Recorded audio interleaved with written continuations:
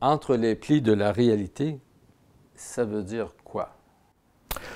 Ouais, à un moment donné, j'étais un peu interpellé par toutes ces réalités, là, tu sais, réalité artificielle de Marion Kruger, réalité virtuelle de Jaron Lanier, réalité diminuée de Steve Mann à Toronto, c'est un peu un mauvais garçon des arts numériques, réalité mixte, là on parle beaucoup de VR, de AR, de XR qui serait réalité étendue. Puis je me suis dit, c'est quand même curieux qu'on c'est toutes on ne peut pas inventer la réalité. Moi, j'aime bien le point de vue de William James, qui est un psychologue, philosophe américain du début du 20e siècle, qui a écrit Essays in Radical Empiricism en 1908, je crois, ou 6, qui est très fondamental. Il dit la réalité, c'est l'expérience. Tout ce dont on peut faire l'expérience est réel, que ce soit dans notre tête ou dans le monde physique. Et donc, il n'y a pas des réalités, il y a une réalité. Par contre, c'est vrai que la réalité peut prendre différents aspects. Tu sais. Regardez cette table-là ou regardez la caméra ici, c'est un monde dans lequel j'ai un corps et puis il y a un tapis, puis il y a des équipements, puis bon, il y a une matière, on sent l'air, on sent l'humidité, tout ça, la chaleur. Alors ça, c'est une réalité très tangible. Mais la réalité dans laquelle on plonge quand on lit un bon livre ou qu'on regarde un film ou qu'on va encore dans une œuvre de réalité virtuelle, dans un jeu vidéo, tout ça, c'est aussi réel. Alors, comment expliquer ces différences-là? Puis j'aimais beaucoup le point de vue de Gilles Deleuze, là, et qui s'inspire de Leibniz pour parler du pli. La réalité, c'est comme un tissu qu'on plie. C'est une seule chose, mais en fonction de où on est dans les plis, dans le tissu, ça peut avoir l'air très différent. Mais en même temps, c'est comme un lac. C'est une seule chose. Alors j'aimais ça, de revenir à William James pour dire il y a une réalité, c'est l'expérience, mais cette expérience-là, on peut expliquer sa variété par un système de plis. Donc, réalité multiplie, c'était ma contribution à cette espèce d'enflure du mot réalité, en fait, des usages du mot réalité. Tu voyais plus des plis que peut-être un genre de géométrie, un genre Oui, c'est une forme. Écoute, un tissu plié, c'est de la géométrie complexe. Là, je ne sais pas, et probablement que ça peut se décrire par des formules mathématiques, mais tu sais, on parle de nous, humains, tu sais, avec nos sens, on perçoit le temps de façon assez linéaire. Tu sais, le temps passe, il y a des choses qui étaient dans le passé, plus ou moins récents, on est dans le présent, puis le futur n'est pas encore tout à fait défini. On peut l'imaginer, mais il n'existe pas encore, puis il se dévoile au fur et à mesure. Donc, notre temps, mais en même temps, la science, la philosophie nous dit que le temps, notre perception du temps, ça n'a peut-être rien à voir avec le temps, un temps de l'univers qui, lui, peut être replié sur lui-même. Donc, c'est ça. Quand on se met à réfléchir à c'est quoi, où est-ce qu'on est, donc, comme être vivant dans l'univers, ben, on se dit que on a peut-être une petite idée de notre point de vue de ce que ça peut être, mais ça n'a rien à voir avec la réalité de l'univers. L'univers est plus complexe que ça, il est plus compliqué. Le temps, c'est pas ce qu'on pense. L'espace-temps, c'est une notion qui est très concrète pour nous à notre échelle, mais qui, quand on change d'échelle, quand on va dans l'infiniment petit, dans le quantique ou dans l'infiniment grand, c'est... Alors, on a des indices qu'il y a quelque chose qu'on ne comprend pas avec Einstein, puis avec Heisenberg, puis la mécanique quantique et tout ça, mais on est loin. C'est vraiment juste un indice de tout ce qu'on ne comprend pas. En fait, qu'on ne comprendra jamais parce que on n'est pas équipé pour le faire. Puis même l'intelligence artificielle ne le comprendra jamais. L'intelligence artificielle, c'est un miroir de l'intelligence humaine. Au mieux, ça imite l'intelligence humaine. Et puis, si jamais ça arrête d'imiter l'intelligence humaine, ça va être une façon de déduire des principes ou des choses qui n'ont peut-être pas rapport avec les choses avec la vraie nature. Mais ça, c'est pas important. Nous, on est dans notre corps, dans le présent, puis c'est ça qui compte. Puis comme artiste, ben, on se dit, OK, on essaie de savoir qui on est, où on est, puis de trouver, d'exprimer quelque chose. Si jamais on a une intuition de quelque chose qui est là, puis qu'on ne voit pas, mais que tout à coup, on le fait apparaître, ben c'est ça le plaisir. Mais on sait qu'on touche seulement à la surface des choses. Même si on était un artiste génial, on touche qu'à la surface des choses. On va revenir à l'univers. C'est une longue réponse. C'est excellent, merci. On va revenir à l'univers et à l'humain. Quel est le rôle de l'humain dans l'univers?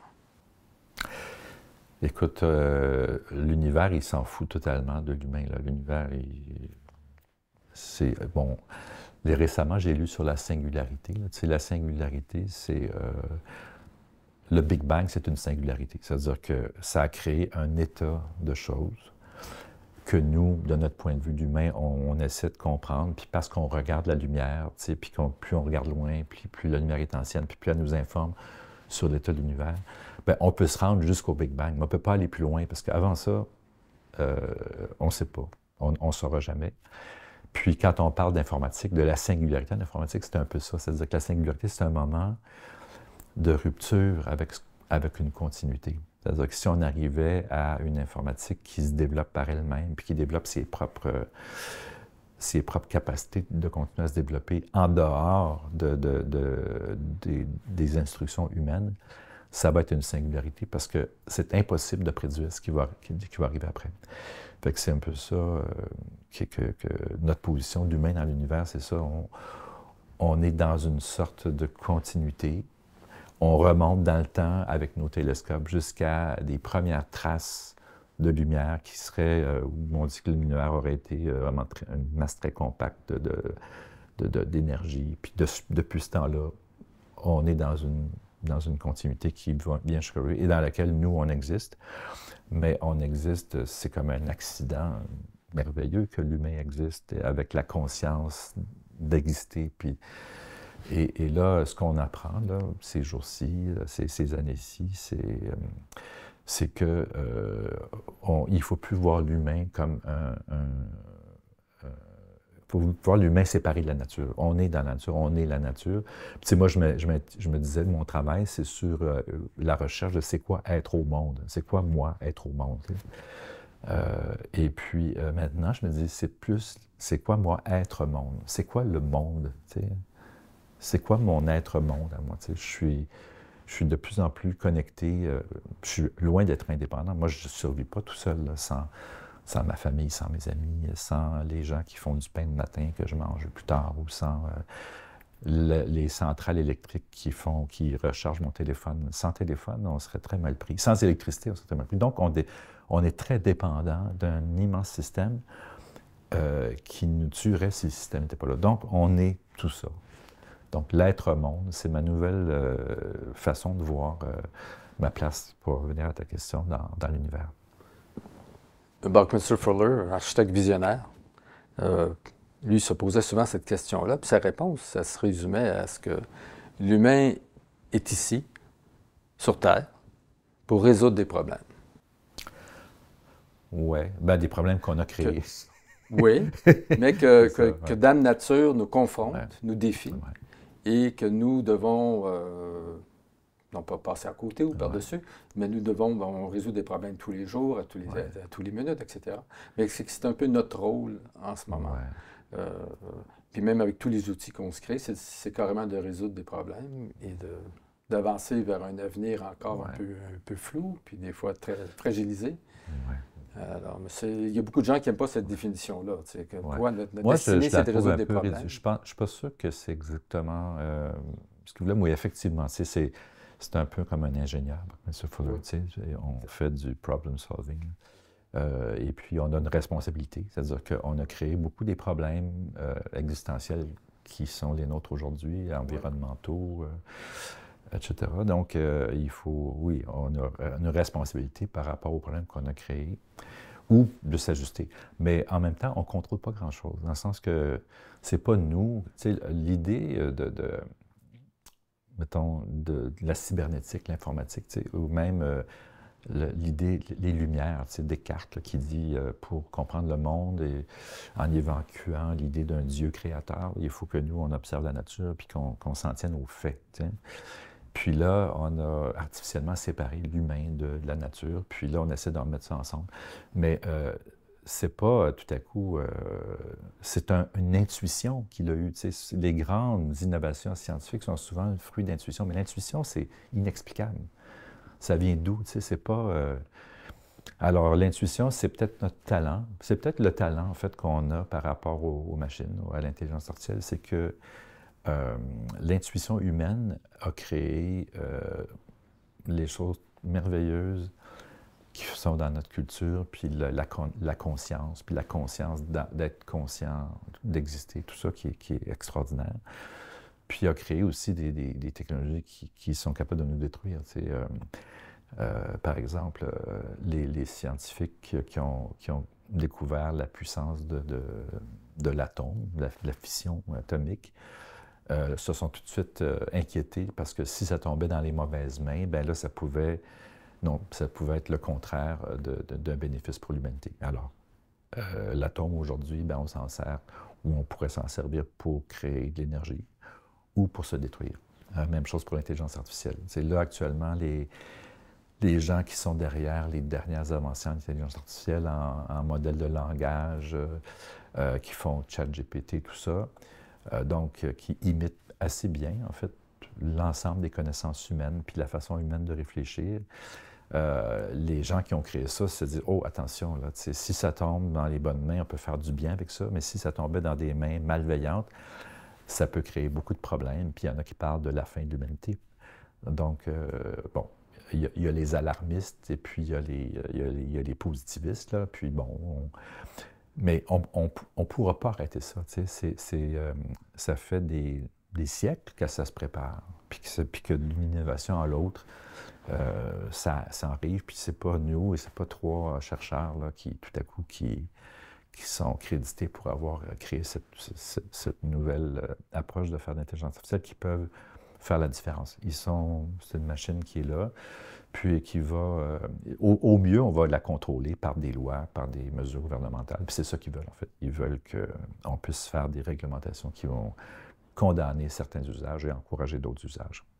Mais ce n'est pas différent d'autres technologies. On pourrait dire que les technologies, là, Apple a annoncé la semaine dernière son interface pour ce qu'il appelle l'informatique spatiale, c'est-à-dire que le casque, là, mais le casque, c'est juste l'interface. Mais la grande idée, c'est que l'informatique a créé un espace dans lequel on vit.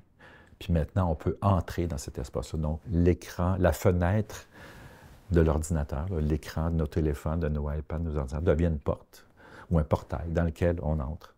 Puis là, l'informatique se déploie, puis c'est pas juste, c'est l'informatique des objets, tu sais, les objets connectés, nos téléphones portables, nos ordinateurs, mais aussi les frigos, les autos, les caméras qu'on met à nos portes, qui montrent qui sonne là, on peut débarrer les portes à distance. Toutes ces choses-là, ça fait partie de l'informatique ambiante et qui nous entoure, en fait. Puis McLuhan, bon, il parlait d'électricité puis plutôt de la télévision, mais on peut appliquer ces mêmes intuitions puis ces mêmes craintes aussi, parce que McLuhan était un peu anxieux de voir comment les technologies transformaient la société. Il serait encore plus aujourd'hui. Mais on peut voir comment ces idées pourraient aussi s'appliquer à ce qu'on voit aujourd'hui. On est habillé par nos technologies, notre corps est électronique, électrique. Notre système nerveux s'étend à la surface. Nous sommes des êtres électromagnétiques quand même. Oui. Puis tu sais, on a envoyé le télescope spatial, le James Webb, tu sais, aux limites du système solaire. C'est nos yeux, ça. Tout à coup, on a des yeux qui sont là, puis on reçoit des images qui apparaissent sur nos écrans d'ordinateur, mais maintenant, dans l'espace, on va autour de nous. Et puis, fond, ces lunettes-là, qui sont l'interface vers l'informatique spatiale, qui s'installe tranquillement depuis des décennies, finalement, c'est simplement une autre façon de nous présenter ces contenus-là. L'extension de notre système nerveux va nous apparaître dans l'environnement, dans nos écouteurs, dans nos casques, sur nos trucs haptiques, et tout ça. Puis encore là, il n'y a personne qui contrôle ça, ça arrive, c'est là, ça se développe. Et dans la mesure où ça tue personne et puis que ça peut avoir des usages positifs, bien, on va le permettre. Est-ce que tu vois ces nouvelles lunettes-là de Apple comme le futur pour l'expérience immersive?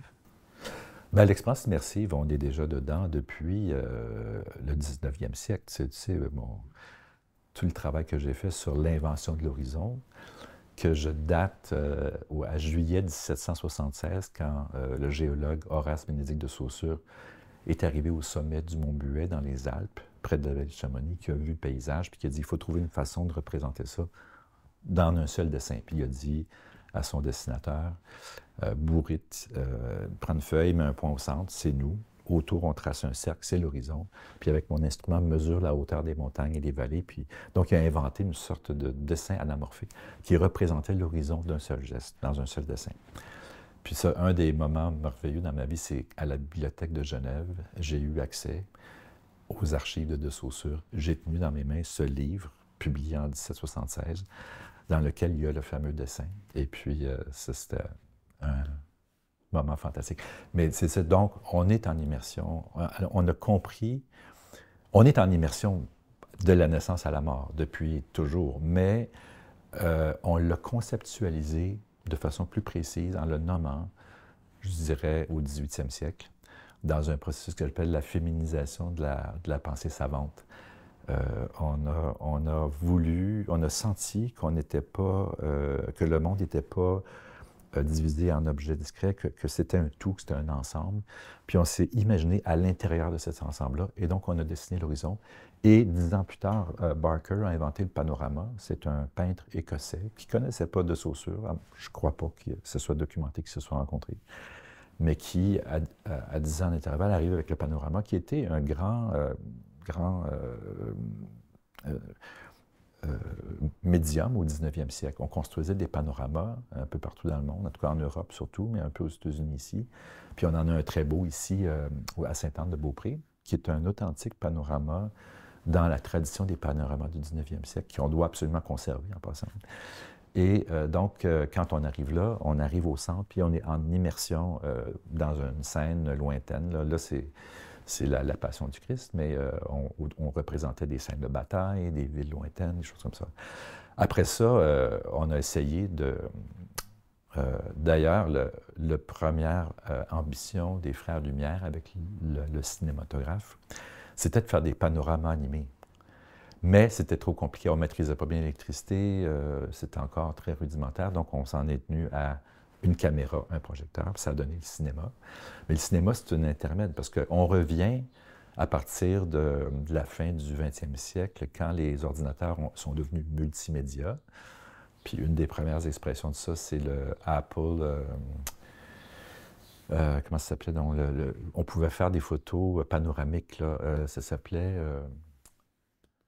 je ne me souviens pas, QuickTime VR, ou je ne sais pas trop, en tout cas, QuickTime VR, je pense, on faisait des panoramas comme ça. Donc, tout à coup, on pouvait, avec l'informatique, créer ces images panoramiques immersives, puis ensuite, on a fait du tuilage, on a pu les projeter. Puis là, c'est comme si on revenait au projet du 19e siècle, mais avec une technologie contemporaine.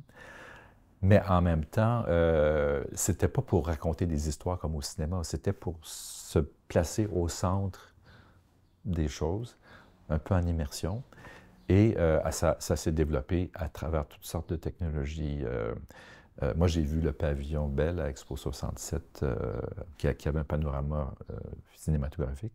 À 14 ans, je me dit « Wow, c'est quand même extraordinaire ». Et puis, donc, dans ma génération, on est allé de ces dispositifs très exclusifs et rares et coûteux à produire à des choses. Moi, mon Panoscope en 2000, l'idée, c'était de faire un truc que je pouvais faire sur mon laptop avec une seule caméra, vidéo haute définition, et puis faire des images immersives, panoramiques, aussi simplement qu'on pouvait tourner un film. Puis c'est ça. Puis après ça, 10 ans plus tard, 13 ans plus tard, Oculus arrive, puis là, tout à coup, après une deuxième vague qui était le Jaron Lanier dans les années 88-90, là, on arrivait à l'idée de faire, au lieu de construire des gros dispositifs comme on a fait à la SAT, des dômes ou des planétariums, qui sont des dispositifs immersifs, on pouvait tout à coup reproduire cette expérience-là, au moins aussi bien, sinon mieux, avec un casque. Puis les casques étaient gros et inconfortables, ils sont devenus plus petits et plus confortables. Puis, il n'y a rien qui arrête ça. Ça fait juste du sens. C'est beaucoup moins cher à produire. l'expérience est beaucoup plus intéressante. Et puis, moi, comme ancien muséographe, je faisais des expositions pour les musées avant, c'était un médium extraordinaire, prendre des objets, raconter des histoires dans l'espace. Je peux faire le même métier, mais dans un espace ouvert, dans toutes les directions, infiniment grand, et puis où j'ai pas de problème de sécurité, d'accrochage, je peux apporter du son, des images, de la vidéo là-dedans, des objets 3D, construire une expérience que je transporte dans ma valise à main pour aller faire des expos, au lieu de transporter des caisses d'équipements qui sont coûteuses et après ça, difficile à entreposer. Donc, moi, je suis pour ça, les lunettes. Et je suis patient. Mais là, ce que Apple vient d'annoncer, c'est assez prometteur. Vas-tu t'acheter des lunettes? Bien, j'en ai besoin, c'est mon métier. C'est mon outil de travail, c'est comme ta caméra, tu sais. Il faut que des gens comme nous s'intéressent à ça, plutôt que les gens qui veulent nous vendre des choses, là, les gens de marketing et l'industrie. C'est-à-dire qu'il faut... Le rôle des artistes, souvent, c'est de détourner des technologies, souvent, qui ont été créées à des fins militaires. C'est l'Internet, c'est ça, c'était créé à des fins militaires, mais c'était détourné avec de très bonnes intentions par des gens comme les gens du Well à San Francisco et tout ça, Older Catalog. Le début, cette informatique-là, qui était militaire, a été recadrée dans un cadre civil et beaucoup plus, c'est-à-dire avec des valeurs sociales, c'est-à-dire c'était pour créer des nouvelles communautés d'entraide, presque anti-capitaliste ou au fond anti-système, mais bon, c'était récupéré, puis là aujourd'hui, on est dans un autre cas de figure, mais ça reste vrai que les artistes, on est libres de détourner des technologies pour explorer d'autres usages qui sont peut-être plus proches d'un idéal humain ou de quelque chose qui nous aide à réfléchir sur le monde. Ta responsabilité en tant qu'artiste, c'est quoi?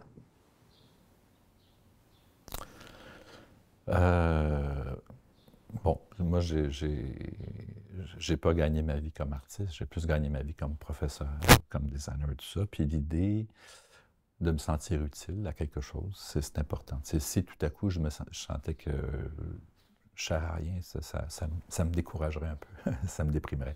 Donc, je me suis senti utile comme professeur, comme enseignant. Puis, mais comme enseignant, comme je suis très personne de projet, j'ai toujours fait des projets de design, des projets de création artistique, des projets d'exploration des technologies. Je suis interpellé par les caméras, par l'idée de créer des expériences, d'installation et tout ça. Puis je suis assez bricoleur aussi. Donc, c'était pour moi assez naturel de faire des projets, puis de me servir de mes projets pour inspirer mes étudiants, dont beaucoup sont devenus mes amis, mes collaborateurs, parce que quand j'en trouvais des bons, venez-vous-en, les gars puis les filles, on a du travail, tu sais. Alors, c'est ça. Donc, il y a ça.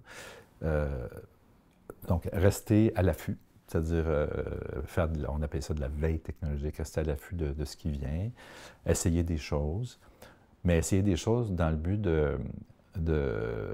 d'explorer des intuitions, tu sais, des visions. Par exemple, un projet, j'ai fait un projet, en fait, il y a eu un concours de circonstances, j'ai été invité par Louise Dompierre, qui était commissaire du Power Plant à Toronto. J'ai été invité ou nommé comme artiste canadien avec David Rockaby dans une biennale internationale assez prestigieuse où il demandait à 20 artistes de 20 ou en tout cas d'un certain nombre de pays de produire une œuvre qui serait présentée à l'ouverture de cette biennale-là à Tokyo en 1997. Et puis, avec un budget de 100 000 $. Donc, on avait 100 000 $ pour réaliser une œuvre qui serait présentée là et qui serait en compétition. Et puis donc, j'ai fait une œuvre qui s'appelle Paysage numéro 1, qui a été tournée sur la montagne ici, qui a gagné le premier prix. Donc, ma technologie, ça faisait une quinzaine d'années que je travaillais avec le vidéodisque interactif depuis le MIT. Je la maîtrisais bien. Puis, j'étais dans une position pour faire une œuvre mature avec cette technologie-là. Et donc, c'est devenu mon premier panorama interactif, donc mes personnages interactifs que j'avais exploré depuis portrait numéro 1, qui était vraiment une tentative de masquer la technologie de l'ordinateur interactif et des vidéodisques par une expérience qui serait plus intéressante que les ordinateurs qui servent à créer. Donc, une conversation humaine, un des premiers chatbots, en fait, à l'époque. Donc, j'ai comme continué là-dessus. Mais là, mes personnages interactifs, conversationnels, au lieu d'être tournés dans un studio sur un fond noir puis présentés comme des genres de Pepper's Ghost dans une galerie de musée, ils étaient sur la montagne et puis on pouvait, par la conversation, leur demander de nous amener explorer le Mont-Royal. Donc, aller sur le Belvédère, aller dans le bois.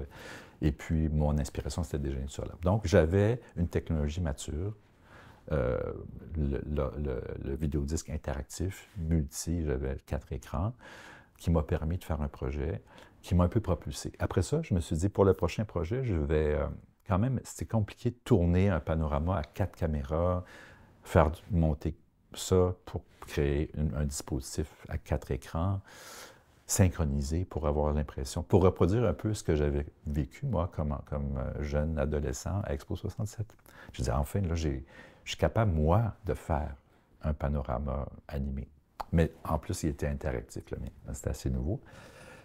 Mais là, je me suis dit, je vais essayer de simplifier ça. Donc, je m'étais comme artiste, je m'étais imaginé que j'avais des outils puissants, mais qui avaient quand même encore place à amélioration parce que tout le monde n'allait pas pouvoir avoir les moyens que j'avais eus cette fois-là, les moyens extraordinaires pour faire cette panorama à 4 écrans. Donc, j'ai dit, je vais essayer de trouver une façon de faire un truc à une caméra et un écran. Puis là, l'image que j'avais, c'était... Moi, j'ai toujours aimé ça, même aujourd'hui, courir sur les cailloux. Tu sais, tu as un jeu d'équilibre, il faut que tu décides rapidement où est-ce que tu vas mettre le pied. Puis, tu sais, l'image que j'avais, c'était qu'on était sur un lac qui avait des cailloux affleurants et puis qu'on pouvait sauter d'un caillou à l'autre. Puis si on manquait notre coup, on tombait à l'eau. Et puis, le projet s'appelait Espace par... Tu sais, il y a la peinture à numéro, espace à numéro, donc Space by Numbers. Et puis, c'est ça le prochain projet que je devais faire. Puis, j'imaginais, comme on court sur des cailloux, que j'avais besoin d'une immersion un peu plus qu'horizontale. Il fallait que je voie où je pose les pieds. Donc, l'idée, c'était d'avoir un dôme inversé avec de la projection pour que je voie où je suis, partout autour de moi, et puis que je vois où je mets les pieds, puis que j'essaie de relever le défi de sauter, courir sur les cailloux sans tomber à l'eau. Et puis, donc, il y avait un petit enjeu de stabilité, de décision, etc. C'était pas un jeu vidéo, mais c'était comme je le voyais dans ma tête. Mais je ne savais pas comment le faire. Et puis, c'est là que... ça, c'est un exemple de comment une intuition, un désir, disons, un désir, le désir de reproduire mon expérience, mon plaisir de sauter sur les cailloux en essayant de ne pas tomber à l'eau. Puis pour arriver à ça, bien, tout à coup, j'ai trouvé ma lentille conicosphérique qui avait été développée par un professeur de Columbia, puis achetée par une compagnie new-yorkaise qui en a fait un produit pour les agents d'immeubles qui présentaient des intérieurs des édifices à louer. L'ingénieur qui avait travaillé sur le projet, je l'ai rencontré personnellement, il s'appelait M. Trubko, Sergei Trubko, un Russe, qui travaillait à New York. Il m'a dit, viens avec moi. On a pris la caméra qui était faite pour une caméra Nikon Coolpix pour faire des images fixes. Puis il m'a dit, tiens, avec cette bague-là, tu peux la mettre sur la nouvelle caméra HD Canon GL1. Fait que je suis allé en acheter une chez BHV avec lui. On a acheté la ligne. Puis là, je suis parti en voyage avec ça. Puis j'ai commencé à faire des images panoramiques avec ça. Donc, mais ça part du désir de courir sur des cailloux. Et puis, mais ça m'a amené là. Puis ça m'a, une fois que j'ai eu ces images rondes-là, avec, là, je reviens à la formulation de Saussure, parce que l'image que j'obtenais est absolument identique aux images dessinées par De Saussure et son collègue en 1776. Puis c'est quand j'ai vu les deux, je dit, oh wow, il y a quand même... C'est incroyable. Puis j'ai pris d'ailleurs le dessin de Saussure, je l'ai projeté dans mon dispositif immersif qui s'appelle le Panoscope. Et tout à coup, on était dans son dessin, au milieu des montagnes. Et c'était parfaitement plausible, tu sais, l'expérience d'immersion. Donc, mais ça part du désir. Alors, je dirais que le motif, ce qui m'anime, ce qui me fait créer, c'est le désir. Avoir une vision, puis après ça, avoir envie de de la formaliser concrètement pour la partager avec les autres. Alors, c'est une responsabilité esthétique. Oui, bien, esthétique, oui. Ben oui, c'est... Réducteur. L'esthétique, c'est très... tout est esthétique. Ma façon de bouger, la façon de parler. Donc oui, c'est une poursuite. La beauté. Je suis sensible, très sensible à... Je me dis, comment, tu sais, on voit des milliards de choses à chaque seconde de notre vie. Pourquoi est-ce qu'on s'intéresserait à une chose plutôt qu'une autre? C'est beau. Ah, c'est curieux, je ne comprends pas. C'est quoi ça? Tu sais, il y a quelque chose qui nous attire. Mais c'est l'individu, c'est toi. Chose. Donc, on peut dire que la beauté, tu sais, c'est un terme très controversé, parce qu'on associe ça souvent à des personnes, mais pour moi, c'est pas des personnes, c'est quelque chose dans notre expérience d'être au monde, dans le monde, qui tout à coup attire notre attention. Et puis ça peut être par sa laideur, ça peut être par son mystère. Mettons, moi, dans ma thèse ou à c'est sur la nuit, sur l'obscurité, comme étant un puits extraordinaire, un contexte extraordinaire pour se mettre à imaginer les choses. Donc, je me disais, depuis qu'on a créé de la lumière, beaucoup de lumière naturelle, qu'on a créé, on peut vivre comme si on était en plein jour, 24 heures par jour, on a tué la nuit, donc on a tué beaucoup des opportunités de faire travailler notre imagination. Donc, mais quand on ne voit pas des choses, souvent, c'est ça qui va nous attirer notre attention. Ah, on est le soir, les lumières sont fermées, on voit, et là, tout à coup, le moindre bruit va nous alerter. On va essayer de savoir, ça nous alerte, ça amène notre attention sur quelque chose. Donc, ça arrive le jour, la nuit. Mais la nuit est un très beau contexte pour se mettre à observer les choses. Il y a moins d'événements, donc notre capacité d'attention va être peut-être plus pénétrante. Mais c'est ça, donc, la beauté, le sublime aussi. Tu sais, j'étais très intéressé par le traité de William Burke, Edmund Burke, sur le beau et le sublime au 18e siècle. Où est-ce qu'il commençait à décrire l'expérience humaine. Tu sais, on n'a pas beaucoup parlé de l'expérience humaine, tu sais,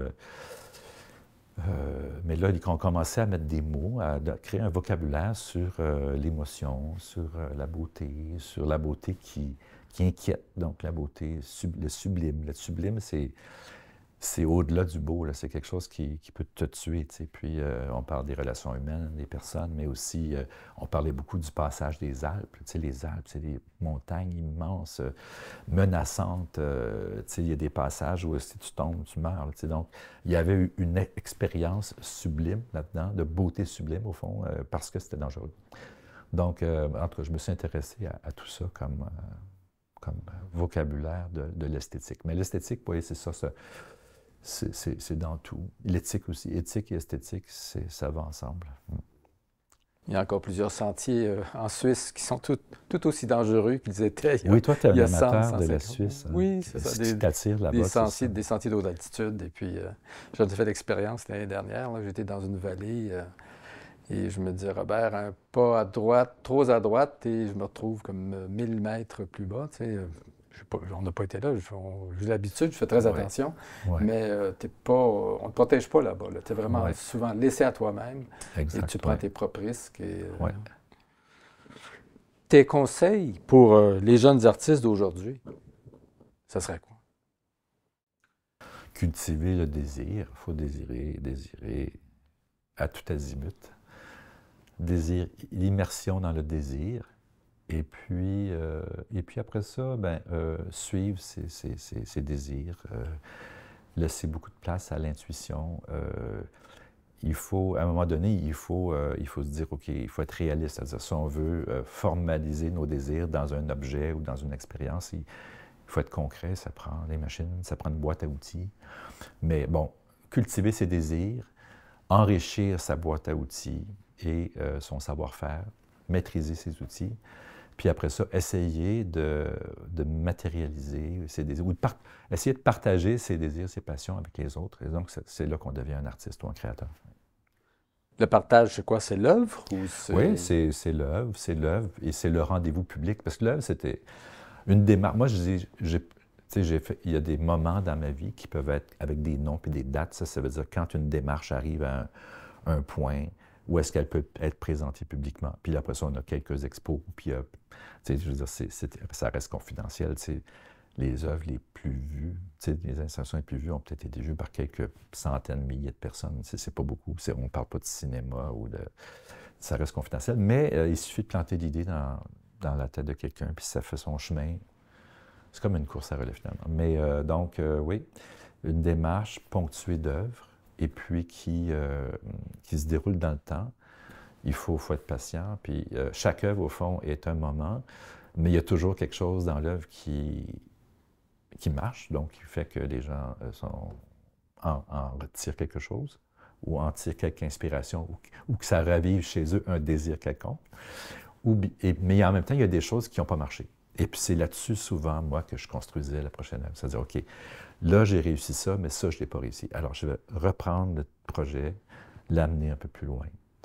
Puis donc, il y a des œuvres de continuité. Puis tout à coup, il y a des ruptures. Les ruptures, ça peut être parce que tout à coup, on abandonne une piste, parce qu'on ne sait plus où aller, ou parce qu'on en a une autre ou deux, trois autres qui apparaissent comme étant plus essentielles à ce qu'on cherche, ou parce qu'il y a une technologie qui arrive. Et puis, comme par exemple, j'avais besoin, moi, après mon panorama à 4 écrans, j'avais besoin de développer mon dispositif immersif monocanal pour formaliser mes désirs, mon désir de courir sur les cailloux.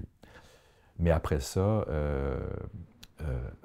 le dôme, on a inversé ça, Monique Savoie, on l'inverse, on le met plus grand, ça fait le dôme de la SAT, on peut avoir une billetterie, des artistes en résidence, des œuvres immersives pour la SAT. Mais les casses arrivent. Alors moi, du panorama d'Expo 67 à mes panoscopes, à mes panoramas ou au casque, c'est une continuité. C'est juste que le nouveau casque d'Apple, il m'intéresse beaucoup parce que là, je pense qu'on arrive à un point où ça sera moins fatigant de passer une demi-heure ou une heure avec ça sur la tête, puis on va avoir une expérience visuelle un peu plus facile pour les yeux. Les yeux, quand même, c'est précieux, là, il faut les protéger. Puis jusqu'à maintenant, c'était pas recommandé de passer trop de temps là-dedans. Mais bon, on espère qu'on s'en va vers quelque chose qui va être plus ergonomique de ce côté-là. Les jeunes artistes vont aussi avoir besoin de beaucoup de courage et beaucoup de ténacité, parce qu'une carrière artistique, ça se fait pas, ça évolue pas en 5 minutes, ni en 1 heure, ni en 10 ans. Courage et ténacité. Oui. Mais il faut avoir un peu de succès. C'est-à-dire que si tout ce que tu fais n'est jamais vu par personne, puis tu n'es jamais encouragé, bien, tu vas changer. Donc, il faut s'organiser pour avoir des rendez-vous publics avec un peu de feedback. Puis, on a de la chance chez nous, au Québec, à Montréal, au Québec, au Canada, d'avoir un bon système de support pour la jeune création. Le Conseil des arts des lettres du Québec, le Conseil des arts du Canada, le Conseil de la Ville de Montréal. Il y a un écosystème qui aime les artistes, les jeunes artistes. Et puis, moi, j'en ai profité, puis c'est formidable. Mais dans ce système-là, il faut quand même avoir des idées, puis il faut avoir des occasions de les présenter, puis il ne faut pas avoir peur du débat. On apprend beaucoup plus de nos erreurs que de nos succès. Non, on apprend de nos succès aussi. Mais il faut oser se confronter au regard public. Puis nous, en art visuel, c'est des galeries, c'est des centres d'exposition, il y a la performance aussi. On est dans une culture du live. L'informatique, pour les musiciens, les gens d'image, c'est formidable. Tu peux mixer un film en temps réel devant un public de 2000 personnes qui dansent. Là, tu es à la console, on appelle ça des VJ, des vidéo jockeys, mais en fait, il y en a qui racontent des histoires, qui font des films. Mais c'est éphémère, on est dans l'événementiel, on est dans le performatif. Donc, c'est très... peut-être que c'est une porte d'entrée beaucoup plus évidente pour des jeunes artistes aujourd'hui d'entrer par le côté performatif des médias contemporains, parce que c'est possible de faire, de monter des images en temps réel. Puis maintenant, on pourra non seulement monter des images qui sont projetées sur un écran, mais des mondes dans lesquels on est invité à entrer. Et donc, le propre de cette technologie d'informatique spatiale, c'est que c'est immersif, c'est interactif, c'est persistant, dans le sens qu'on peut créer un monde qui va évoluer, dans lequel on peut laisser des traces et que les autres pourront voir. Et c'est social, parce qu'on peut y aller à plusieurs. Donc, c'est un médium extrêmement puissant. Puis il faut absolument que les artistes s'emparent de ça pour nous amener quelque part, qui ne sera pas nécessairement dans un monde commercial où tout ce qu'on veut nous vendre, c'est des choses. Je suis allé à Rome pour mon anniversaire cette année. Je passais par là le 20 mai 2023. Et puis le cadeau que je me suis offert, c'est d'aller au Panthéon, qui est après 2000 ans, 2023 ans, c'est toujours là, debout, intact. C'est l'édifice le plus extraordinaire au monde, le plus remarquable au monde. Donc, mais il y avait beaucoup de touristes. Puis, ce que j'ai trouvé déplaisant à Rome, c'est que on est tout de suite identifié comme un touriste, puis tout le monde a quelque chose à nous vendre. Et c'est très déplaisant.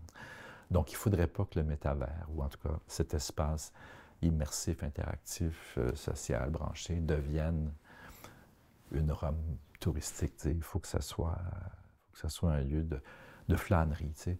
Moi, j'ai créé un monde avec mes archives là, que j'organise dans un espace que j'appelle ontologie éphémère. Donc, un espace où j'ai peut-être 1000 objets, des photos, des vidéos, des objets 3D qui s'arrangent. Je me suis fait ma propre exposition, finalement. Mais l'organisation de toute cette information est algorithmique. C'est-à-dire que je peux organiser toutes les choses selon un mode séquentiel, donc du plus vieil objet au plus récent, ou par catégorie, tout ce qui est photo, tout ce qui est installation, tout ce qui est vie personnelle, tout ça, ou aléatoire. Et puis, il y aurait d'autres façons d'organiser ça selon d'autres algorithmes. Et donc, ça, c'est ce que je fais actuellement. Je profite de ce médium immersif pour inviter les gens dans cette espace. J'ai perdu mon fil de quoi on parlait? C'est correct, mais moi, j'ai une question qui me brûle les lèvres. En tout cas, pour finir, alors l'expérience que je propose là-dedans, c'est ça. Ah oui, c'est ça que j'allais dire.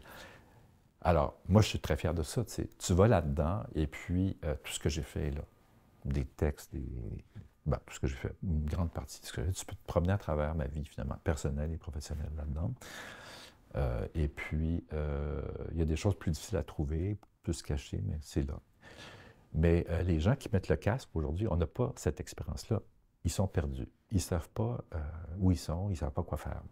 Alors que tu peux simplement te promener là-dedans. Sauf qu'au lieu de marcher, tu as des manettes, là, où pour l'instant c'est ça, mais éventuellement ça sera autre chose, qui te permettent d'avancer. Puis la chose qui est quand même intéressante, c'est que ce n'est pas le monde qui bouge quand on avance, c'est nous qui bougeons dans le monde. C'est pas juste comprendre ça, c'est comme si je marchais. Puis ce monde-là est fixe, ou en tout cas, pas dynamique, mais en tout cas, il ne bouge pas. C'est moi qui bouge dans ce monde-là. Mais ce que j'ai pensé de faire, parce que j'ai exposé ça à Victoria l'année passée, dans une galerie d'art, le Art Gallery of Greater Victoria, qui est une très bonne galerie d'art, petite galerie d'art, mais assez conventionnelle, art visuel, sculpture. J'ai dit, comment je vais faire pour que les gens qui tout à coup mettent le casque dans la petite salle ne soient pas trop perdus? Puis j'ai dit, je commence en disant, on passe notre vie en regardant les écrans de nos téléphones ou de nos iPads ou de nos ordinateurs. Pourquoi pas simplement y aller?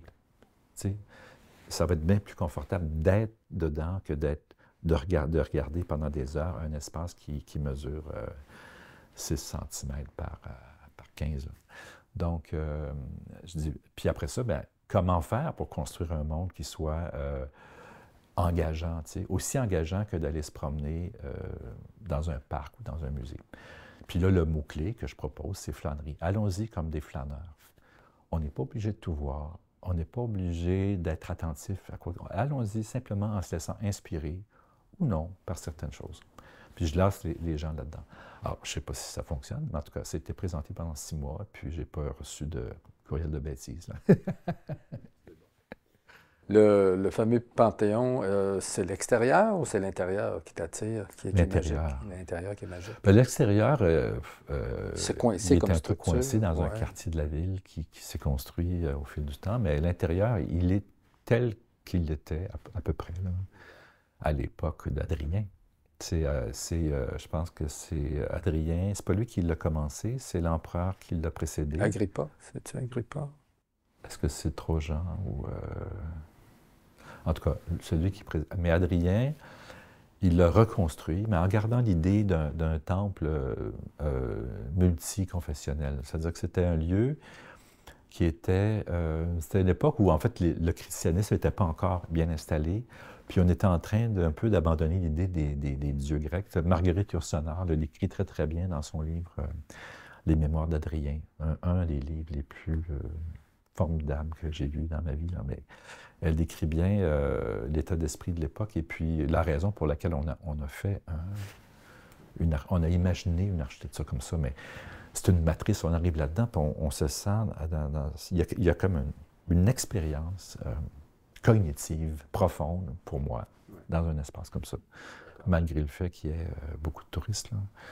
Puis malheureusement, ça a été récupéré par l'Église catholique, ils en ont fait une église, mais bon, on est capable de voir à travers ça, c'est l'idée globale, la forme, le gabarit, la géométrie. L'ouverture au sommet, elle est fascinante. Oui, l'ouverture au sommet, il paraît que c'était couvert originellement, mais que ça a sauté, puis ils l'ont laissé comme ça, ouvert. Mais, oui. Si je trouve la complexité d'une de tes installations aussi belle et stimulante que le nouvel environnement immersif que tu me proposes, est-ce que c'est moi qui ai le problème? Est-ce que je trouve la mécanique, l'ingénierie, l'installation, le plastique, le métal, les lentilles, tout ça, aussi intéressant que ce que tu me proposes? Est-ce que c'est moi le problème? Bien, c'est pas un problème, parce que toute réalité a plusieurs couches, plusieurs aspects. Tu peux aimer une voiture pour sa couleur ou pour le confort du siège, ou tu peux t'intéresser au moteur. Donc, dans l'art numérique, dans l'art qu'on fait aujourd'hui, il y a un moteur, il y a de la technologie. Donc, il faut qu'il y ait des gens qui s'intéressent à ça. Mais il faut qu'il y en ait d'autres, ou les mêmes, qui s'intéressent aussi à l'expérience. Je veux dire, si tu me dis, je ne m'intéresse pas à l'expérience, je m'intéresse juste vraiment aux ordinateurs puis au cœur, je dis, bon, il va te manquer quand même une dimension. Et si tu t'intéresses juste à l'expérience en te foutant de comment ça marche, c'est correct aussi, mais il y a, effectivement, moi, j'ai du plaisir aussi à regarder sous le capot, c'est-à-dire, OK, par exemple, dans l'installation Paysage numéro 1, j'étais très fier de la façon dont il y avait beaucoup d'équipements, 4 lecteurs vidéodisques, 4 ordinateurs, en réseau. Puis j'avais fait, et puis en même temps, il fallait créer une position d'observation centrale au milieu des 4 écrans, avec 4 stations interactives qui pouvaient être actionnées indépendamment l'une des autres ou ensemble dans certains moments de l'expérience. Puis j'ai tout mis sous un plancher, c'est une marche au fond, les gens ne s'en rendent pas compte, mais ils montent sur un plateau de 4 mètres sur 4 mètres, 4 mètres, 3 mètres sur 3 mètres, et en dessous de leurs pieds, tout est là. Et ça me permettait de mettre tout ça dans une caisse de transport qui mesurait à peu près, 2 mètres, 1,50 mètre sur 2 mètres sur 3,50 mètres, avec des roulettes, puis c'était facile d'expédier ça. Ça a beaucoup voyagé. Donc, moi, je trouve que la caisse de transport, ça fait autant partie de l'œuvre que tout le filage et les choses, que l'expérience à la fin, que les gens... Alors pour moi, alors je suis d'accord, je suis ravi que quelqu'un comme toi s'intéresse à la caisse de transport éventuellement. Pour moi, le contenu, le contenant et le message, tout ça, pour moi, ça va ensemble. Oui. L'ingénierie m'intrigue énormément. Mais c'est pas... Mais si on devait mettre une hiérarchie, là, je dirais que la première niveau, il faut que ça... J'allais dire plaire, mais c'est pas le bon mot. Il faut que quelqu'un, que ça n'intéresse pas, qui n'avait pas prévu de voir ça et qui passe là par hasard, en retire quelque chose. Que ne serait-ce que juste en le voyant à distance, en 3 secondes, ah tiens, tac, puis il continue. Il faut que, moi, je veux quelque chose pour cette personne-là. Puis je veux qu'il y ait quelque chose aussi pour quelqu'un qui va passer des heures là-dedans, puis qui va chercher à résoudre le mystère, et puis quelqu'un qui va vouloir ce qu'il y a en dessous, puis quelqu'un qui va dire « Ah oui, mais comment tu transportes ça? » Puis Alors, il y en a, tu sais, puis tout ça est intéressant. Tout ça est intéressant, mais je dirais qu'il faut commencer par la première seconde. Qu'est-ce qu'on voit au début? Qu'est-ce qui fait que c'est beau? Dans le sens que, tu sais, beau dans le sens de qu'est-ce qui fait qu'on remarque ça plutôt que les millions d'autres choses qui sont autour? Très subjectif. Oui. Puis l'autre chose, c'est, bon, dans un tableau, moi j'adore la peinture, tu sais, je suis vraiment un amateur de musée, j'étais à Paris là, il n'y a pas longtemps, puis j'ai tout vu, puis tu sais, il y avait une exposition magnifique qui comparait Degas et puis Manet, qui étaient des contemporains qui se sont un petit peu mesurés l'un à l'autre, mais et puis copiés et puis inspirés l'un de l'autre et tout ça. Puis c'était formidable, j'adore ça. D'ailleurs, je prends beaucoup mon inspiration pour des œuvres contemporaines dans la peinture. Comme par exemple Paysage numéro 1, qui a été tourné sur Montréal. C'est un remake, au fond, du Déjeuner sur l'herbe de Manet. Hein, je me suis dit, qu'est-ce que c'est? Ce serait quoi aujourd'hui? Qu'est-ce qu'on pourrait dire aujourd'hui, avec les moyens de notre époque, qui serait un petit peu... Si on était dans la tête de Manet, au moment où il faisait ce tableau-là, qu'est-ce qu'on voudrait dire? Comme qu'est-ce qu'on voudrait dire si on était de Saussure aujourd'hui, qui est ce géologiste au sommet du Mont-Buet? Qu'est-ce qu'on voudrait montrer? C'est un peu ce que j'essaie d'expliquer dans le petit livre qui s'appelle L'invention de l'horizon. Donc, j'aime la peinture, puis tous les médiums. En fait, un nouveau médium n'efface pas les autres. Le cinéma reste un grand art. La littérature, les livres restent un objet fantastique. Moi, je croule sous les livres. Puis j'aimerais ça, écrire de livres. D'ailleurs, c'est un de mes regrets. L'écriture, c'est un médium fantastique parce que c'est durable. T'sais, les œuvres que j'ai faites il y a 5 ans, 10 ans, 15 ans, ça n'existe plus autrement que, tu vois, ces ordinateurs-là qui ne marchent plus, là. Des photos, des vidéos, la mémoire des gens qui l'ont vu, qui sont peu de gens. Donc, on était dans l'art éphémère sans s'en rendre compte. Mais c'était le cas. Ouais.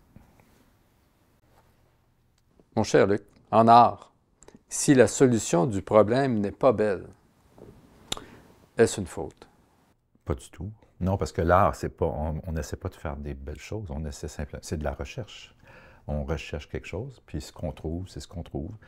Puis, des fois, on ne réussit pas toujours à trouver ce qu'on cherche. Des fois, on arrête trop tôt, on manque de souffle, on est distrait, on ne va pas jusqu'au bout, ou on a moins d'inspiration. Donc, ça se peut très bien que le résultat ne soit pas beau. Mais,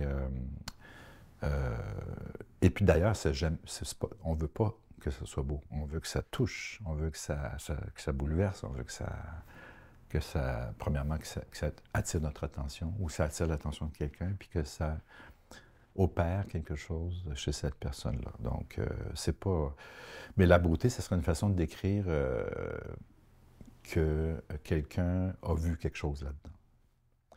Puis souvent, les gens, ce qui est beau pour quelqu'un ne le sera pas pour quelqu'un d'autre. Donc, c'est très personnel, ça, la beauté. Il n'y a pas un critère universel de beauté. C'est la beauté, ma beauté. Ce que je trouve beau, c'est ce qui me touche moi. Puis, j'ai aucun moyen de savoir ce qui va toucher les autres. Par contre, je peux essayer de les toucher, mais sans savoir d'avance comment ils vont être touchés. Ça appartient à chacun, ça. Je vais remplacer le mot beauté par esthétiquement satisfaisant.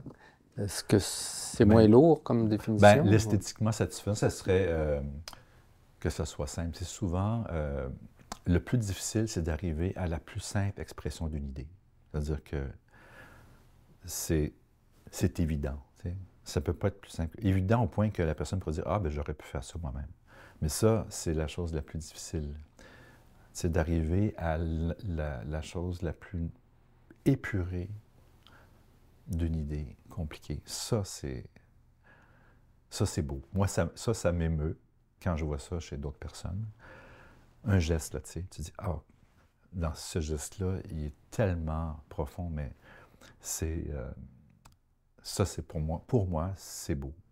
Beau, émouvant, là. Ouais. Mais il y a des choses qui sont belles ou amusantes, ou... J'aime vraiment pas l'idée de divertissement, là, tu sais, entertainment. Là. Ça, je trouve ça m'énerve. Et puis, on n'est pas là-dedans. En tout cas, moi, je suis pas là-dedans. Je cherche plutôt à émouvoir ou en tout cas parler, intéresser, parler, inspirer, exprimer mon désir de quelque chose dans l'espoir que ça suscite quelque chose chez quelqu'un qui le verrait ou qui en ferait l'expérience, en fait. Buckminster Fuller, dans sa philosophie d'aller essayer de retracer, justement, ou dans ses recherches, d'aller retracer les coordonnées de la nature, si la nature opère d'une manière géométrique. Et il arrive des fois avec un propos qui va dans la direction que si la nature le permet, c'est beau. Et quelque chose d'aussi simple que ça. Si 2 plus 2, ça égale le 4, il est magnifique. Oui. Oui, il a raison dans le sens que, oui, on peut... tu sais, le biomimétisme, c'est reconnaître la beauté de la nature, dans le sens que la nature a réussi à faire ça sur des millions d'années d'essais, d'erreurs, de fausses pistes, tu sais, les espèces évoluent en fonction de leur capacité à survivre. Et même l'humain, tu sais, on peut dire que l'humain, nous, on est très beau dans le sens qu'on est le résultat de l'évolution. Et on n'y peut rien. Je veux dire, on n'a aucun mérite, là. On est comme on est. Puis on peut dire, c'est beau, ça, cette chose-là, tu sais, qu'on soit encore, qu'on existe encore comme espèce. Et ça va être encore plus beau si on réussit à survivre. Ce qui n'est pas garanti. Et puis, même si l'humain ne survit pas, la nature, elle, va survivre. L'univers va continuer. Il va y avoir d'autres choses, mais on ne sera peut-être pas là pour le voir. D'où vient cette soif, cette quête, cet intérêt pour l'art? Est-ce que ça vient du côté maternel ou du côté paternel, ou ça vient, on ne sait pas d'où? Ben moi, je viens de la campagne. Je suis un gars de la campagne. Je suis né à Saint-Léonard-d'Aston, comté Nicolette, dans les années 50, début des années 50. J'ai été servant de messe, je suis allé à la confesse, etc. J'ai vu les processions de la fête Dieu dans mon village, puis le curé, c'était la personne la plus importante du village. J'ai connu ça. Mais mon père était un industriel, un petit industriel. C'était un plombier qui a commencé à se rendre compte, qui a commencé à faire plus que de la plomberie. Plomberie, chauffage, ventilation. Puis comme c'était quelqu'un d'ingénieux, il a inventé des produits. Puis il faisait des bons produits pour l'agriculture et l'industrie et les maisons résidentielles. Des produits mécaniques, oui. Des produits chimiques? Puis moi, j'ai grandi dans l'usine. Tu sais, j'ai grandi, l'usine était à côté de la maison. Puis mes premiers amis, c'était les soudeurs, les peintres, les gens qui travaillaient là. Tu sais, Alors, je suis né là-dedans. J'ai vu d'un côté du métal en feuille qui rentre, puis après ça, toutes les étapes de transformation, de la coupe, le pliage, la peinture, l'emballage, l'expédition. Que je comprenais que les choses venaient de quelque part. Tu sais. Donc, la créativité, tout ça. Puis à un moment donné, il y a eu la question, mon père, bon, est-ce que tu veux venir travailler avec moi? Tu sais, puis moi, j'étais plus ou moins intéressé. J'aimais dessiner, j'aimais rêver, je me voyais pas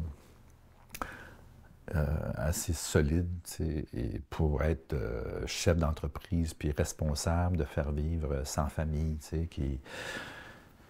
je trouvais ça, c'était au-dessus de mes forces, puis j'étais plus attiré par les arts, mais donc c'est venu un peu comme, je dirais, art et design. Le design, je suis né dedans, je l'ai appris, je l'ai su, j'ai toujours su que les choses étaient conçues par des humains, puis ensuite fabriquées et utilisées. Mais pour moi, l'art, c'était comme un peu le designer libre. C'est-à-dire qu'au lieu de répondre à une commande, ben je veux dire, je vais choisir moi-même mes projets. Puis une des choses qui a fait de moi un artiste, parce que j'étais au début, j'ai fait mes arts plastiques au Cégep du Montréal en 1970-72, à l'école, au pavillon Thanas-David. J'adorais ça, j'ai fait de la peinture, de la sculpture, beaucoup de photographie. C'est là un peu que j'ai commencé à aimer la photographie, puis la technique photographique. Mais je suis allé à l'université en design, parce que je me suis dit, gagner sa vie avec l'art, c'est pas évident. Design, je connais ça, ça m'intéresse. Je sais, je suis très bricoleur, très habile de mes mains. Je suis capable de concevoir des choses, de dessiner, puis de fabriquer. Donc, je voyais ça un peu plus... Puis grâce à mon ami Laurent Marquard, qui m'a engagé très, très jeune chez Jacques Guillon, j'ai fait rapidement du design d'exposition pour des musées ou pour des centres d'exposition, tout ça. Puis là, je suis tombé en amour avec ce métier-là, de la mise en espace. Raconter des histoires dans un espace en plaçant des objets, en les éclairant, Et donc, alors c'est un peu comme faire du cinéma, faire de l'exposition. Hein. C'est un parcours, il y a un côté pédagogique, on apprend quelque chose, puis après ça, on le met en espace pour que d'autres personnes puissent à leur tour l'apprendre. Et puis, à un moment donné, je me suis rendu compte que... Mais là, j'étais un designer, je n'étais pas un artiste. Là. J'avais des clients, mettons, le Musée de la Civilisation, ou le Parc historique Louis-Saint-Laurent, ou le Musée des Beaux-Arts de Montréal. On faisait des... J'ai fait le pavillon grec à Terre des Hommes en 1976. Projet où j'avais entière liberté. Puis, on a fait un très beau travail. Mais là, c'est ça. J'étais amoureux de ce médium-là, mais j'avais une lacune. C'est que je ne comprenais rien à l'éclairage. On fait une très belle exposition, puis à la fin, on invite des éclairagistes, souvent de théâtre, mais éclairez-moi ça, cette affaire-là. Puis je me disais, tu sais, quand même, la lumière, l'éclairage, ça change tout, tu sais. À un extrême, il n'y a pas d'éclairage, tu ne vois rien. À l'autre extrême, c'est trop éclairé, tu vois tout, c'est pas intéressant. Alors, qu'est-ce qu'on souligne? On souligne avec l'éclairage. Je dis, je veux comprendre la lumière. C'est là que je suis allé au MIT, pour apprendre la lumière. Et c'est là que je suis devenu un artiste, parce que je suis arrivé au Center for Advanced Visual Studies, fondé par Georges Képès, qui était à l'époque dirigé par Otto Pinet. Et c'était une planque de gens comme moi qui étaient assez bricoleurs, assez débrouillards, techniquement, mais qui avaient la liberté des artistes. Et donc l'enjeu, c'était qu'est-ce qu'on fait avec toutes ces technologies très puissantes? À quoi ça peut bien servir? Puis donc, moi, j'ai évolué dans ma tentative de comprendre la lumière. Ça a donné tous mes projets sur l'obscurité qui est un puits d'imagination, alors que la lumière nous ramène dans le passé, plus ou moins lointain, tout ça. Puis donc, je jouais avec cette idée de temps et de lumière, mais comme un artiste. Puis, mais en parallèle, tu sais, il y avait le vidéodisque qui arrivait, il y avait les gens comme Negroponte, puis le Architecture Machine Group qui était en train de révolutionner la pratique architecturale avec l'informatique. Puis j'étais au MIT juste dans les années qui ont conduit à la création du Media Lab en 84. Donc, je voyais tous ces gens-là, je voyais toutes les réflexions très riches qui se faisaient autour du concept du Media Lab. Et puis, alors c'est ça. Là, je suis devenu un artiste. Et puis, ma boîte à outils s'était considérablement enrichie. Puis, en venant à Montréal, j'ai continué à faire un peu d'exposition pour les musées. Mais je disais ça, je l'ai fait avant. Qu'est-ce que je pourrais faire d'autre? Puis, l'idée d'enseigner m'est venue. Je suis allé porter mon CV. Je suis parti un matin, je suis allé porter mon CV dans les 4 universités. Concordia, l'Université de Montréal, UQAM et 3 universités. Et McGill. Je n'étais pas allé à McGill, non. Et puis, je suis revenu ici, après ma petite tournée, puis j'ai eu un téléphone de Roger Camus, de l'Université de Montréal, qui disait « Ah, j'ai peut-être une place pour toi comme chargé de formation pratique, est-ce que ça t'intéresse? » Oui, puis j'ai commencé comme ça. Puis j'ai fait carrière de 30 ans dans l'enseignement, un peu par accident. Et puis, mais là, l'université m'a donné, dans le volet recherche de la carrière professorale, le temps et les moyens de vraiment pousser ma recherche avec les technologies jusqu'à aujourd'hui. Ouais. Tu es un grand communicateur. Ça vient d'où, ça? En famille, vous aviez des conversations le dimanche soir ou c'est plus dû à... Je suis un grand communicateur à cause de toi, Robert. Pas du tout. Oui, parce que moi, je ne suis pas un grand communicateur. Je suis un communicateur qui est très sensible au contexte. Quand je me sens bien, quand il y a des gens qui s'intéressent à ce que je dis, quand la discussion est ouverte comme elle est maintenant, je m'ouvre facilement. Mais, et puis aussi, bon, tu sais, l'enseignement, moi, j'ai jamais donné des...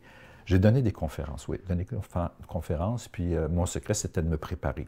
Donc, puis souvent, mes conférences, j'étais appuyé par du visuel et j'avais beaucoup de bons visuels parce que j'ai fait beaucoup de projets. Puis moi, je suis un peu fan de documentation. J'ai documenté les processus puis les résultats. Et donc, je me suis toujours appuyé sur le visuel de mes projets pour être à l'aise en conférence. Mais là, je t'ai enlevé le visuel. Là ça fait des... On pourrait dire que ça fait des heures qu'on parle, qu'on échange. Ouais, c'est vrai. Et puis, mais par contre, c'est parce que toi, tu t'intéresses à ce que je dis. Ah, ça m'amène. Tu sais, ça se fait à deux, ça. Puis devant un groupe aussi, tu sais, je sais pas, moi, ça m'arrive d'être devant des groupes. Bon, j'étais à Monterrey, au Mexique, il n'y a pas longtemps, devant un groupe de gens, puis qui est très, très jeune. Donc, je leur montrais des projets qui ont souvent 30-40 ans, puis ça les intéressait parce qu'on ne fait plus ça aujourd'hui. Tu sais, c'est comme, ils voient des choses, ah oui, puis ça leur donne des idées ça leur donne peut-être des audaces, en fait. Parce que moi, j'ai jamais eu peur de me tromper. Jamais, jamais. Tu sais, tu te trompes, c'est pas plus grave, tu recommences, tu fais autre chose. Puis j'ai jamais pensé que ma valeur dépendait de la qualité de mon travail. Par contre, j'ai toujours voulu aller le plus loin que je pouvais dans tout ce que je faisais en me disant, j'aurais pas de regrets, tu sais. J'aurais pas de regrets. Puis j'ai eu de la chance aussi, tu sais, d'être au MIT dans ces années-là, c'était vraiment des années merveilleuses. Tes meilleurs profs, là? Bien, Otto Pinet, avec lequel je me chicanais un peu, il a quand même eu beaucoup d'influence sur moi, mais Ricky Leacock, le directeur du section film et vidéo, qui a inventé un peu le cinéma vérité, là, avec Jean Rouch et puis des gens de l'ONF. Tu sais, ils ont inventé un style de cinéma qui était rendu possible par les caméras portables. Après ça, Benjamin Bergerie, qui était mon prof, mon jeune prof au MIT, qui est resté un ami. On se voit, on est en communication constante depuis. Mais avant ça, il y a eu, j'ai eu une autre chance. J'étais étudiant en design graphique à l'UQAM. Une des premières années du programme de design, l'école des beaux-arts venait d'être transférée à l'UQAM dans l'espèce de mouvement de la commission parents, là, tu sais, où est-ce qu'on repensait le système. Puis c'était un programme, le programme était embryonnaire, mais les profs étaient fantastiques. Bernard Scheele était un prof qui nous a brassés, pas à peu près, là, tu sais, il nous a intellectuellement, là, on lisait Baudrillard, puis la Société du spectacle, et puis on lisait... enfin, Edward T. Ah, là, il vous confrontait, il vous disait, vous allez faire de la lecture, il vous défiait. Il nous mettait au défi d'être engagé comme designer, comme praticien. Puis ça a fonctionné, c'était formidable. Mais il y a un prof que j'ai eu qui s'appelle, je pense, Henry Evely, qui m'a dit, j'étais un prof de dessin, il m'a dit, toi, il faudrait que tu étudies à l'étranger. Puis là, je dis, ben, pourquoi pas, tu sais, parce que moi, j'ai quitté mon village. Mon but, c'était pas de venir à Montréal. C'est une fois que je suis parti de mon village, Drummondville, Montréal, après ça, le monde, tu sais. Fait que j'ai dit, ouais, puis j'en ai parlé à mes parents, puis ils étaient d'accord pour, si jamais, me soutenir dans ça. Et puis, on a appliqué en Angleterre, à Ravensbourne College of Art, puis St. Martin's, puis j'ai pas été accepté, parce qu'il y avait un contingentement sur le nombre d'étudiants étrangers, j'imagine. Puis bon, de toute façon, j'avais le portfolio que j'avais, c'était peut-être pas si extraordinaire, mais un de mes amis, Richard Dubé, me dit, ah, il paraît qu'il y a une bonne école à Halifax. Puis, on était en première année du bac en design graphique, là. Fait que Richard puis moi, on a dit, ah ben, on va aller voir ça. On a pris l'avion, on était allé à Halifax. Puis on a rencontré Frank Fox qui dirigeait l'école, une petite école, Nova Scotia College of Art and Design. Puis Frank Fox a dit, ben oui, venez en septembre, on va vous reconnaître des équivalences, tu sais. Fait qu'on s'est retrouvés là, Richard et moi, en troisième année du Bachelor of Design and Communication. Il nous restait une année à faire. Puis ça, c'était fabuleux. C'est là que j'ai appris l'anglais, parce que quand je suis arrivé à Halifax, je ne parlais pas bien anglais. Puis là, ça a pris 2 mois, puis pouf, je suis devenu bilingue. Après ça, l'école était vraiment une des meilleures écoles au monde, dans ce sens-là. C'était incroyable. La qualité des gens qui étaient là, et les choses, la liberté qu'on avait, puis le brassage d'idées. Par exemple, j'ai étudié avec Michael Stowe, qui était venu donner un workshop de 1 mois. Puis on prenait des chutes de films de l'ONF à Halifax pour faire des films un peu... puis là, on a vu tous ces films, on se tapait ces films, la région centrale, 7 heures, puis back and forth et tout ça, le wavelength. Mais tu sais, c'était le fun. On était 12 personnes avec Michael, puis on passait notre journée à parler et à faire des films. Puis à un moment donné, Michael, il dit « Ah, ben il faut que je m'en aille, mais j'ai un ami qui va venir me remplacer. » C'était Hollis Frampton, son ami de New York, qui est un des fondateurs du cinéma expérimental américain. Puis là, on jasait, puis on parlait d'Andy Warhol, puis ça. Fait que pour un petit gars de Saint-Léonard d'Aston, un Québécois, c'était, tout à coup, j'étais comme propulsé ailleurs, tu comprends? Et puis, je suis revenu à Montréal après pour travailler pour Laurent Marquard et Jacques Guillon, tout ça, mais pour moi, c'était clair que je m'en allais, je savais pas où j'étais. J'étais en orbite quelque part. Hein. Puis, ça n'a pas été, c'était un peu pour ça que, tu sais, à un moment donné, je suis parti, j'ai travaillé 1 an pour Jacques Guillon, je me suis ramassé assez de sous pour partir en Europe, avec un dans les 5 en me disant, je ne reviendrai pas, en 76. Puis, Laurent m'a fait revenir pour faire le pavillon grec à Terre des Hommes en 76. Puis, entre-temps, j'avais imaginé le sac-boule. Le sac-boule, c'est un sac qui c'est un fourre-tout là, qui a eu assez de succès, en fait, qui s'est vendu, mais c'était mon projet de fin d'études à Halifax, à Nouvelle-Écosse. Donc, je suis revenu, puis j'ai rencontré Guy Gauthier, puis on a décidé de fonder une compagnie pour faire le sac qui s'est vendu. Après ça, Guy a gardé ça, puis moi, j'ai continué dans mes études et mes projets, mes explorations. Fait que j'ai eu de la chance, en fait. Beaucoup de chance de ce prof qui m'a dit « Va à Halifax ». Enfin, l'étranger, après ça, le Q vers Halifax, c'était une chance incroyable. Puis, quand à Halifax, l'école à Halifax avait un loft à New York où on pouvait aller gratuitement. Et même être crédité pour aller passer du temps à New York. Puis en allant au loft à New York, dans le Lower East Side, on est arrêté avec mon prof Ludwig Scharf à Boston, à Cambridge. On a visité le MIT, puis CVS. Puis là, j'ai dit, si un jour je retournais à l'école, il me semble que ça serait ici que je viendrais. Tu sais, mais il n'y avait pas de projet. C'était vraiment juste une idée comme ça. Et c'est ça qui est arrivé. Donc, tu sais, de fil en aiguille, tac, tac, tac, tac, ça s'est placé comme ça. Merci, merci mon cher. Oui. Alors, de la chance, en fait, de l'ambition, du désir, de l'ambition, oui, de la persévérance, aller au bout, oui. Puis après ça, de la chance. Et puis... Ça, je parlais de persévérance et courage tantôt également. Ça prend du courage. Et de ne pas avoir peur, surtout, de se tromper. Là, puis, exact.